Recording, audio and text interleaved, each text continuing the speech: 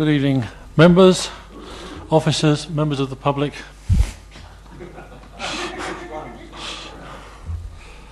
After Monday night's meeting, it's nice to see the population of Farnham are so keen to come out, as opposed to the villagers.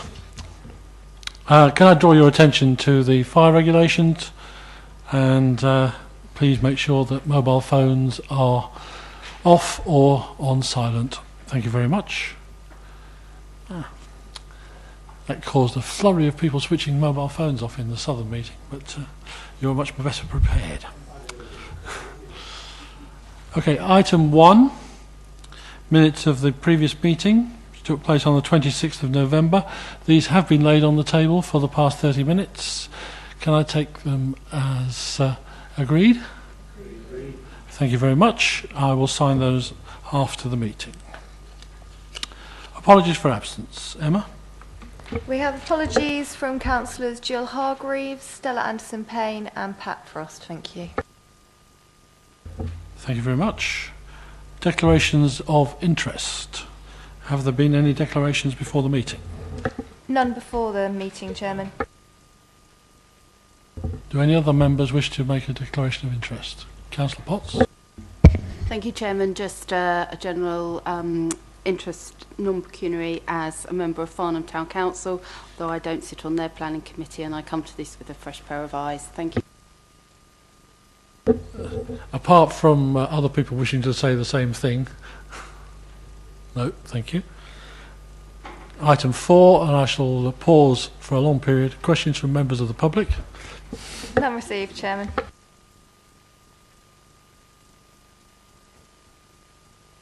Question 5. I believe that Mr. Evans does have some matters to bring forward. Chairman, many thanks. Yes, just one bit of change in government guidance to bring to members' attention in relation to planning obligations. As a consequence of a ministerial statement at the end of November, there is a new threshold for asking for contributions towards infrastructure, and it's now no longer possible to ask for tariff-style contributions for affordable housing and other infrastructure for schemes of 10 dwellings or less, and which have a maximum combined gross floor space of 1,000 square metres. There's some changes in the threshold, some variations in relation to designated rural areas, but by and large what this means is that our current policy on planning infrastructure contributions, which does allow us to secure contributions to infrastructure for schemes of that size, has now been superseded by this change in government policy. Clearly, personally, I think it's a very disappointing change in government guidance, because the whole point of the policy was to try and secure contributions towards infrastructure for these small sites, which individually may not have a great deal of impact, but collectively do. So you'll see in future reports to committee, we will not be recommending that you ask for a financial contribution towards infrastructure on these small schemes. Thank you, Chairman. Thank you. Anybody wishing to comment? Councillor Coburn.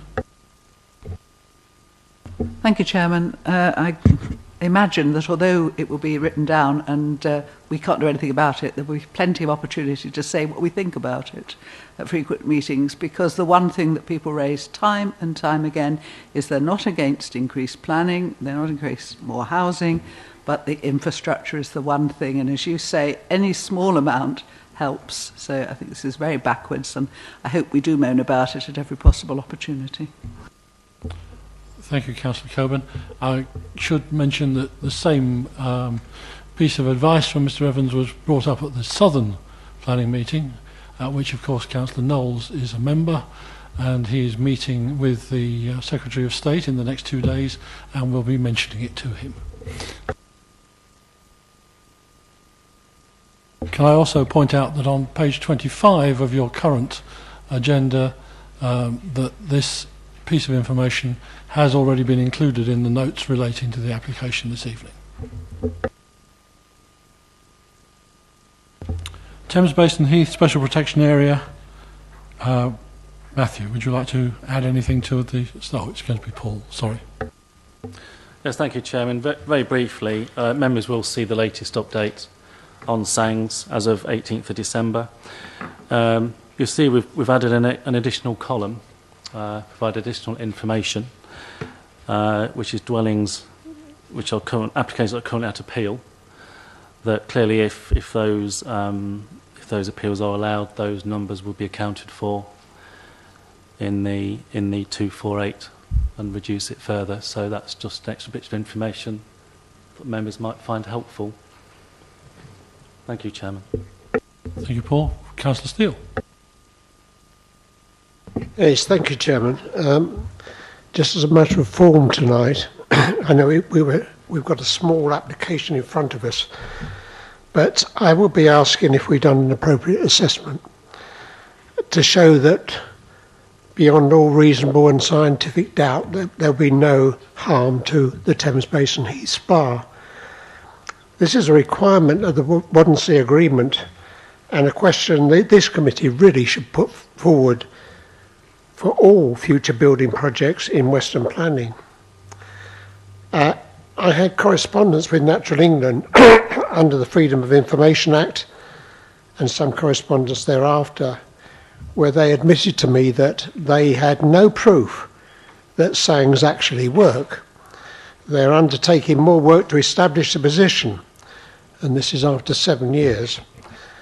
It's Waverley's responsibility, and not Natural England, who are merely there to give an opinion, to ensure we follow the Habitats regulations. And it is Waverley that would suffer financial penalties if we were found wanting. That being so, may I ask that a letter, not an email, a letter be sent to Natural England to exactly confirm the status of Sangs and asking whether they would verify in writing that Sangs would satisfy the Waverley Agreement and the Habitats Regulations 2010. Thank you, Chairman. Thank you, Councillor Steele. Will the officers have any comment on that?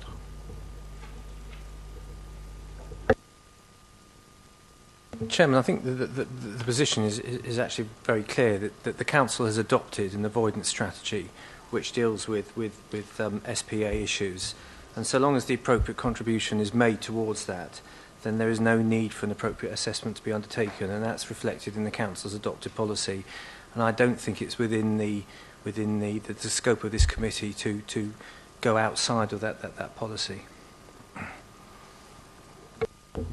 Councillors, I'll let Mr. Harper carry. The thrust of my question really was, can we write to Natural England and confirm the exact status of Sangs, not whether we've got a mitigation or avoidance policy, which relies on Sangs. If Sangs don't actually work, and that's what Natural England have said to me, then we wouldn't be satisfying the Waverley Agreement. Thank you, Councillor Steele. I think this is probably a matter that you would need to take up with the appropriate member of the Executive.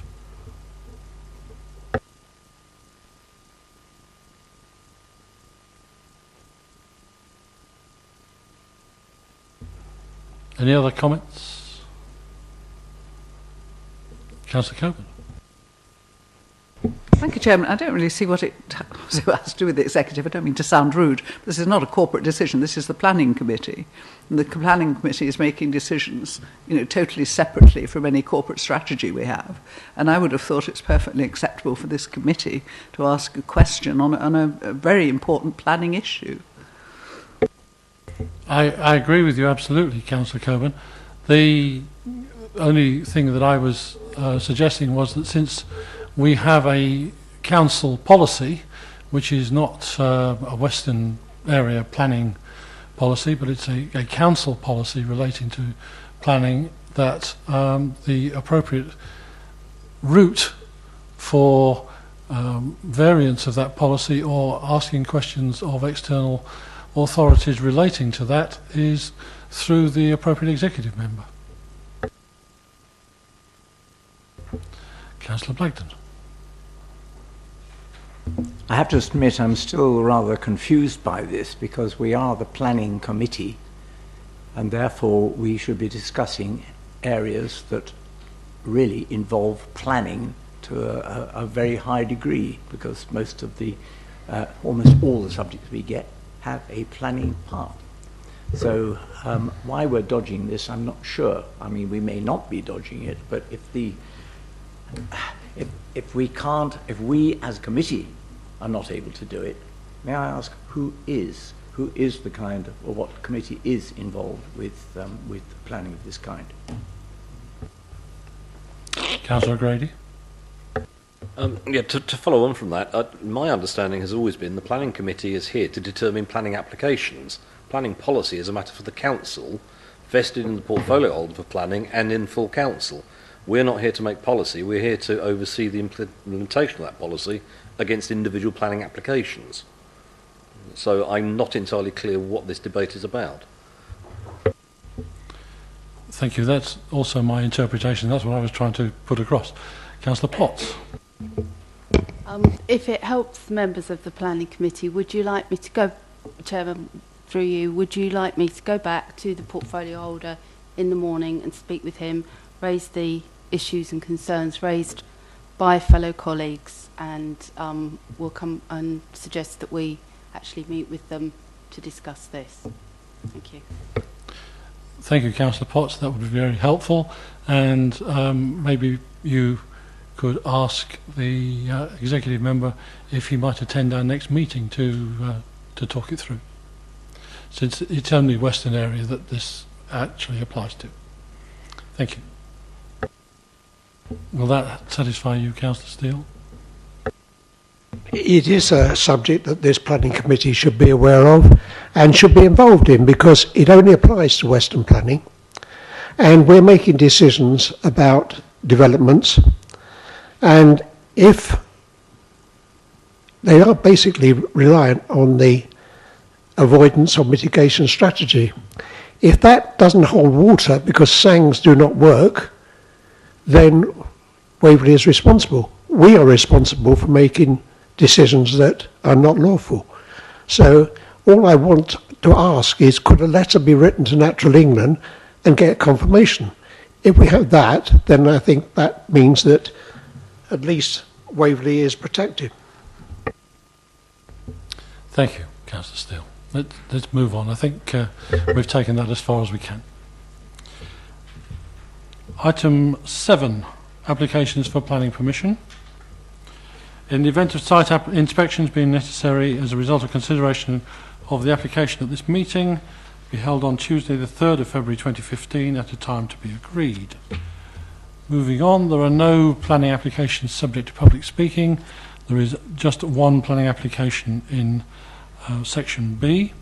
On page 5 of the agenda is the change of use of the upper floors of 1 to 2 Castle Street, Farnham, to provide 2 flats together with internal and external alterations. Gemma, would you like to introduce the application? Thank you, Chairman. The site lies to the west of Castle Street and to the north of West Street in Farnham. The site comprises a 3-storey Grade 2 listed building, which was formerly the Coach and Horses public house. The first and second floor of the building were previously utilised as ancillary residential staff accommodation associated with the public house, but has laid vacant since the ground floor use was lawfully changed to an A1 retail use in 2013. The proposal involves a change of use of the first and second floor of the building from ancillary residential accommodation to the ground floor use to 2 2-bedroom flats. Each of the proposed flats would have an open plan, kitchen, living and dining room, and the floor areas of the flats would vary between 77 square metres and 94 square metres. Internal access to the building will remain as currently existing, which is by way of a passageway between the site and 3 Castle Street. The proposal also involves modest external changes to the existing fenestration on the side and rear elevations of the building, which also includes the insertion of 1 roof light and 2 windows in the rear roof slope of the building. It should be noted that listed building consent has already been granted on site for these changes. The proposal also makes provision for a bicycle store and for refuse and recycle storage, which would be accessed from the passageway between the site and 3 Castle Street. The following photograph shows the existing front elevation of the site, which unfortunately is currently covered with, so it doesn't give you too much, I'm afraid. I did try to get a Google map picture as well for more clarity, but unfortunately that also had the scaffolding on it, I'm afraid. And this picture here shows the passageway between the site and number 3 Castle Street. Looking to the left of the slide, the matters of principal and technical judgment are the principal development, noting that the site lies within the developed area of Farnham, the loss of the existing lawful use, having regard to the fact that it has been satisfactorily demonstrated that the ground floor A1 retail use would remain viable without the first and second floor, the cycle and bin storage, which accords with the council's requirements for refuge and recycling, and the parking, access and highway safety, to which no objection has been raised by the County Highway Authority. Members are therefore being asked to exercise their judgment in regard to the impact on the visual amenity and conservation area, having regard to the modest external alterations, and given the fact that the proposal would make a better use of a currently underused building, and the impact on residential amenity in context with the varied uses of the town centre location. Moving on to the update, since the publication of the agenda, the Council is in receipt of a completed legal agreement securing the required SPA contribution. As such, Recommendation A is revised to reflect this, and Recommendation B has now been deleted. Officer's recommendation is therefore for approval, subject to conditions 1 and 4 set out on pages 29 and 30 of the agenda. Thank you, Chair.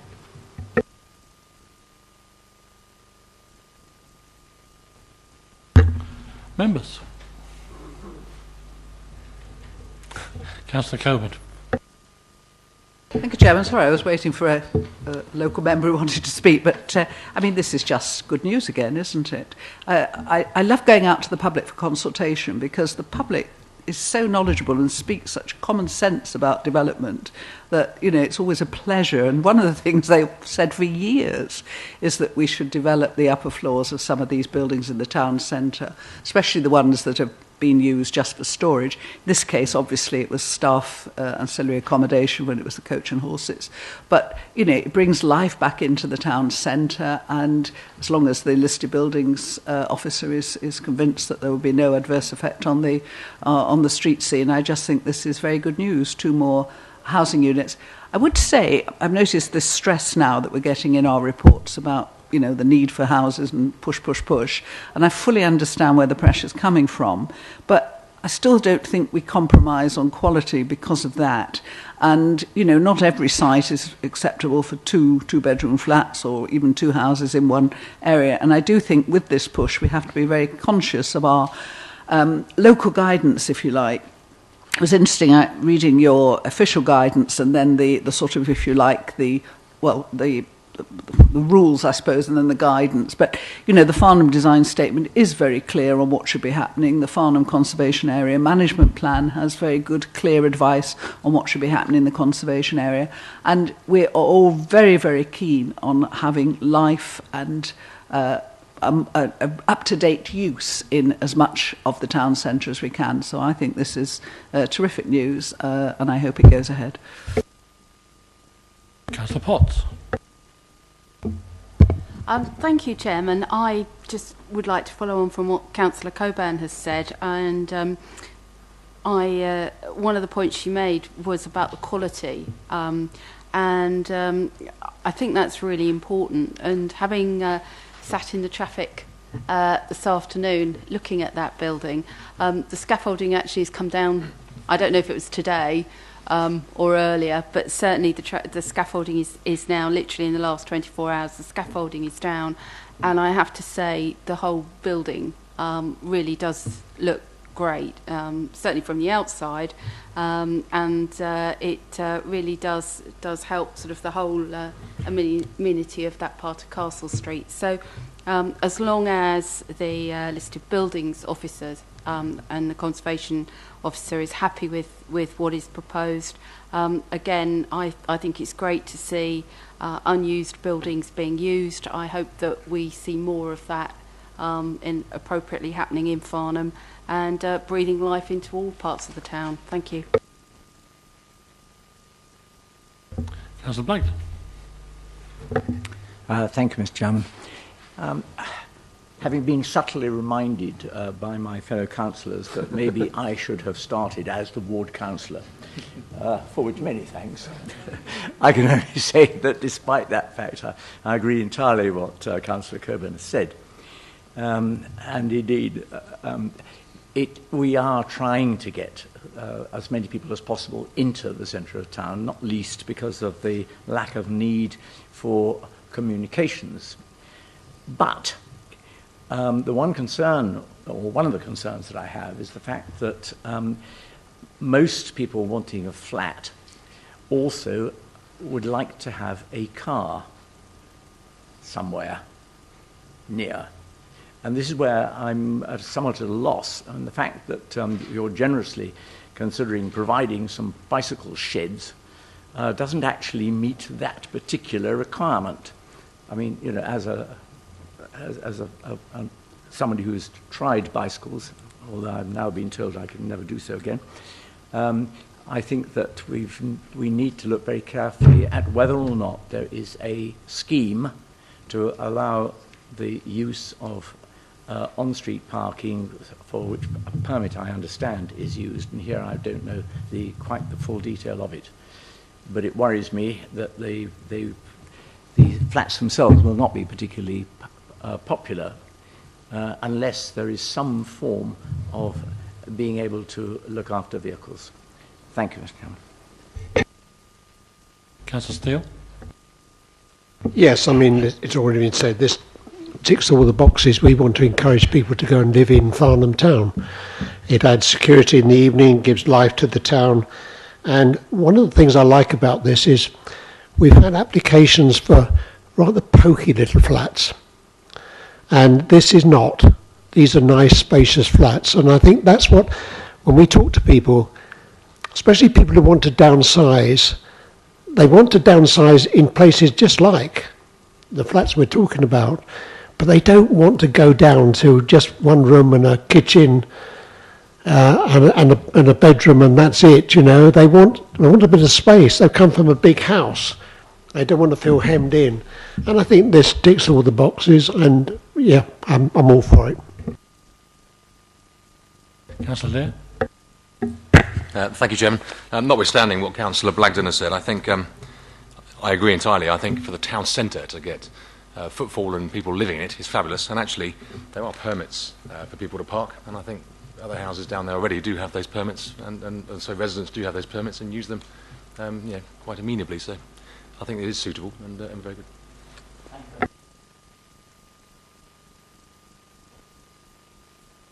Any other comments? No, in which case, recommendation is set out on the update sheet that permission be granted subject to conditions 1 to 4 set out on pages 29 to 30 of your report. Can I have those in favour of the recommendation to grant? I think that's unanimous. I'll put me in there as well. That appears to be unanimous. That's agreed. Moving on to item 8.